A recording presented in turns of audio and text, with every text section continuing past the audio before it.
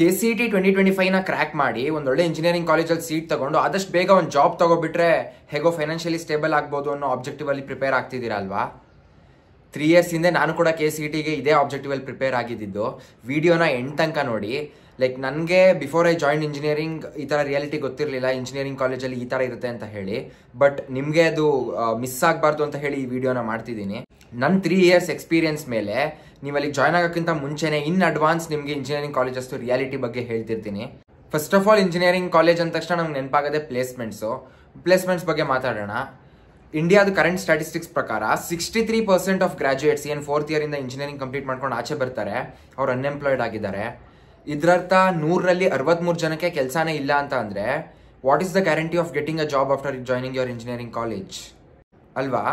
Engineering join ಆಗಿದ್ದೆ ಆದಷ್ಟು ಬೇಗ ಫೈನಾನ್ಷಿಯಲಿ ಸ್ಟೇಬಲ್ ಆಗೋಣ, ಒಂದೊಳ್ಳೆ ಜಾಬ್ ತಗೊಳ್ಳೋಣ ಅಂತ ಹೇಳಿ. ಬಟ್ ಕಾಲೇಜಿಂದ ನಿಮ್ಗೆ ಆ ಜಾಬೇ ಸಿಗ್ತಿಲ್ಲ ಅಂತ ಅಂದರೆ ಲೈಕ್ 4 years ಆಫ್ ಇಂಜಿನಿಯರಿಂಗ್ ಏನಕ್ಕೆ ಯೂಸ್ ಆದಂಗಾಯ್ತು, ಏನಕ್ಕೆ ಈ ಥರ ಆಗ್ತಿದೆ ಅಂತ ನ್ಯಾಷನಲ್ ಲೆವೆಲಲ್ಲಿ ಅನಾಲಿಸಿಸ್ ಬಿಡಿ, ನನ್ನ ಕಾಲೇಜ್ನೇ ರೆಫರೆನ್ಸ್ ಆಗಿ ತಗೊಳ್ಳೋಣ. ಇವಾಗ ನನ್ನ ಕಾಲೇಜಲ್ಲಿ ನಾನು ಏನು ಸಿಲೆಬಸ್ ಓದ್ತಾ ಇದ್ದೀನಿ ಇದೇ ಸೇಮ್ ಸಿಲೆಬಸ್ ಆಲ್ಮೋಸ್ಟ್ ನಮ್ಮ ಸೀನಿಯರ್ಸ್ ಓದ್ತಿದ್ರು ಆ್ಯಂಡ್ ನನ್ನ ಜೂನಿಯರ್ಸ್ ಕೂಡ ಅದನ್ನೇ ಆಲ್ಮೋಸ್ಟ್ ಓದ್ತಾ ಇದ್ದಾರೆ. ಹಾಗಂತ ಇಂಡಸ್ಟ್ರಿ ಸ್ಟ್ಯಾಂಡರ್ಡ್ಸ್ ಒಂದೇ ಥರ ಉಳ್ಕೊಂಡಿಲ್ಲ ಅಲ್ವಾ. ನಿಮಗೆ ಗೊತ್ತಿರೋ ಥರ ಇಂಡಸ್ಟ್ರಿ ಸ್ಟ್ಯಾಂಡರ್ಡ್ಸ್ ಅಥವಾ industry requirements every day change ಆಗ್ತಿರುತ್ತೆ. ಅದಕ್ಕೆ ತಕ್ಕಂಗೆ ಇಂಜಿನಿಯರಿಂಗ್ ಕಾಲೇಜಸ್ ಅಡಾಪ್ಟ್ ಮಾಡ್ಕೊಳ್ಳಿಲ್ಲ ಅಂದಾಗ ಆಬ್ವಿಯಸ್ಲಿ ಪ್ಲೇಸ್ಮೆಂಟ್ ಸ್ಟ್ಯಾಟಿಸ್ಟಿಕ್ಸ್ ಡ್ರಾಪ್ ಆಗೇ ಆಗುತ್ತೆ.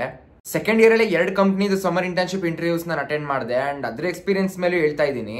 ಲೈಕ್ ಇಂಡಸ್ಟ್ರಿಗೆ ಏನು ರಿಕ್ವೈರ್ಮೆಂಟ್ಸ್ ಇದೆ ಮತ್ತು ನಮ್ಮ ಕಾಲೇಜ್ ಸಿಲೆಬಸ್ ಏನಿದೆ ಎರಡಕ್ಕೂ ತುಂಬಾ ಡಿಫ್ರೆನ್ಸ್ ಇದೆ.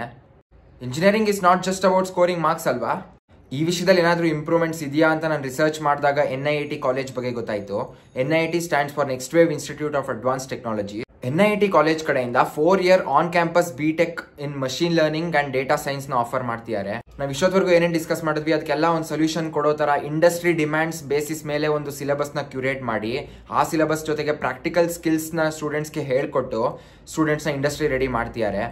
ಸೊ ಟಾಪ್ ಕಂಪನೀಸಲ್ಲಿ ಟಾಪ್ ರೋಲ್ಸಲ್ಲಿ ಕೆಲಸ ಮಾಡ್ತಿರೋರಿಗೆ ಗೊತ್ತಿರುತ್ತೆ ಇಂಡಸ್ಟ್ರಿ ಸ್ಟ್ಯಾಂಡರ್ಡ್ಸ್ ಏನು ಅಂತ. ಸೊ ಅವ್ರುಗಳೇ ಈ ಸಿಲೆಬಸ್ನ ಕ್ಯೂರೇಟ್ ಮಾಡಿರೋದ್ರಿಂದ ಲೈಕ್ ಸಿಲೆಬಸ್ ಬಗ್ಗೆ 2 ಮಾತು ಆಡಂಗೇ ಇಲ್ಲ.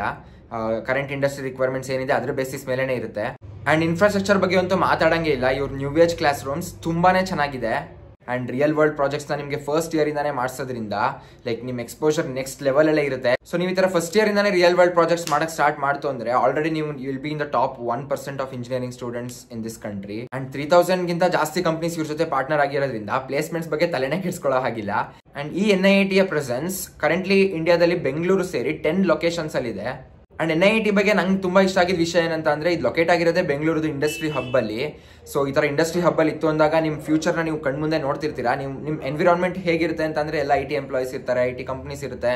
ಸೊ ಅದನ್ನ ನೋಡ್ತಿತ್ತು ಅಂತಂದ್ರೇ ನಿಮಗೆ ಡಿಫ್ರೆಂಟ್ ಲೆವೆಲ್ ಆಫ್ ಮೋಟಿವೇಶನ್ ಬಂದ್ಬಿಡುತ್ತೆ ಪ್ರಿಪೇರ್ ಆಗೋಕ್ಕೆ. ಸೊ ಇಷ್ಟೆಲ್ಲ ಫೀಚರ್ಸ್ ಇರೋ ಈ ಕಾಲೇಜ್ಗೆ ನೀವು ಜಾಯ್ನ್ ಆಗಿಬಿಡ್ತು ಅಂತ ಅಂದರೆ ಟ್ರಸ್ಟ್ ಮೀ, ನೀವು ಅವ್ರು ಹೇಳೋದನ್ನ ಕರೆಕ್ಟಾಗಿ ಫಾಲೋ ಮಾಡ್ಕೊಂಡು ಹೋದರೆ ಸಾಕು, ಈಸಿಯಾಗಿ ನಿಮ್ಮ ಡ್ರೀಮ್ ಕಂಪ್ನಿಲಿ ಜಾಬ್ನ ಸೆಕ್ಯೂರ್ ಮಾಡ್ತೀರಾ. ಲೈಫಲ್ಲಿ ಏನಾದರೂ ಸಿಗಬೇಕು ಅಂದರೆ ಕಷ್ಟಪಡಬೇಕು ಅಂತಾರಲ್ಲ, ಅದೇ ಥರ ಇವ್ರ ಕಾಲೇಜಿಗೆ ನೀವು ಜಾಯ್ನ್ ಆಗಬೇಕು ಅಂತಂದರೆ ಇವ್ರದೇ ಎಂಟ್ರೆನ್ಸ್ ಎಕ್ಸಾಮ್ ಇದೆ NAT ಅಂತ ಹೇಳಿ, ಲಿಂಕ್ ನಾನು ಡಿಸ್ಕ್ರಿಪ್ಷನಲ್ಲಿ ಕೊಟ್ಟಿದ್ದೀನಿ. ಇವತ್ತೇ ರಿಜಿಸ್ಟರ್ ಆಗಿ ಆಮೇಲೆ ಮಾಡ್ಕೊಂಡ್ರಾಯ್ತು ಅನ್ನೋಷ್ಟರಲ್ಲಿ ಲೈಕ್ ಎಕ್ಸಾಮಿನೇಷನ್ ಡೇಟೇ ಬಂದ್ಬಿಡುತ್ತೆ. ಸೊ ಇವಾಗಲೇ ಲಿಂಕ್ನ ಚೆಕ್ಔಟ್ ಮಾಡಿ. NIIT ಬಗ್ಗೆ ಅಡಿಷನಲ್ ಇನ್ಫಾರ್ಮೇಷನ್ ಬೇಕು ಅಂದರೆ ನಾನು ಅವ್ರದ್ದು ಅಫಿಷಿಯಲ್ ವೆಬ್ಸೈಟ್ ಲಿಂಕ್ನ ಡಿಸ್ಕ್ರಿಪ್ಷನಲ್ಲಿ ಕೊಟ್ಟಿರ್ತೀನಿ, ನೀವು ಕೂಡ ಒಂದ್ಸಲ ಚೆಕ್ ಮಾಡಿ ಹೇಗಿದೆ ಅಂತ ಹೇಳಿ. ಸೊ ಇದಿಷ್ಟ ಆಗಿತ್ತು ಗೈಸ್ ಇವತ್ತಿನ ವಿಡಿಯೋ ಇಷ್ಟ ಆಗಿದ್ರೆ ಲೈಕ್ ಮಾಡಿ ಆ್ಯಂಡ್ ಏನಾದರೂ ಡೌಟ್ಸ್ ಇತ್ತು ಅಂತಂದರೆ ಕಮೆಂಟ್ ಸೆಕ್ಷನಲ್ಲಿ ಹಾಕಿ. ಆ್ಯಂಡ್ ಅಗೇನ್ ನಿಮ್ಮ ಫ್ರೆಂಡ್ಸ್ ಯಾರಾದರೂ ಈ ಥರ ಡಿಫ್ರೆಂಟ್ ಕಾನ್ಸೆಪ್ಟಲ್ಲಿ ಕಾಲೇಜಸ್ನ ನೋಡ್ತಾ ಇದ್ರೆ ಅಥವಾ ಒಳ್ಳೆ ಇಂಜಿನಿಯರಿಂಗ್ ಕಾಲೇಜಲ್ಲಿ ನಾನು ಇಂಜಿನಿಯರಿಂಗ್ ಮಾಡಬೇಕು ಅಂತ like if they are searching for it, ಇವಾಗಲೇ ಈ ವಿಡಿಯೋನ ಅವ್ರ ಜೊತೆ ಶೇರ್ ಮಾಡಿ ಸೊ ದಟ್ ಅವ್ರಿಗೂ ಕೂಡ ಹೆಲ್ಪ್ ಆಗಲಿ. And in the end channel ಇನ್ನೂ ಸಬ್ಸ್ಕ್ರೈಬ್ ಆಗಿಲ್ಲ ಅಂತ ಅಂದರೆ ಇವಾಗಲೇ ಸಬ್ಸ್ಕ್ರೈಬ್ ಆಗಿಬಿಡಿ. ಬಿಕಾಸ್ ಈ ಥರ ಕಂಟೆಂಟ್ಸ್ನ ನೀವು ಯಾವತ್ತೂ ಮಿಸ್ ಮಾಡ್ಕೋಬಾರ್ದು ಬಿಫೋರ್ ಯು ಜಾಯಿನ್ ಇಂಜಿನಿಯರಿಂಗ್. ಇದಿಷ್ಟು ಹೇಳ್ತಾ this is Darshan Gowda signing off and we are brothers together. Thank you guys. Next ವಿಡಿಯೋಲಿ ಆದಷ್ಟು ಬೇಗ ಸಿಗೋಣ.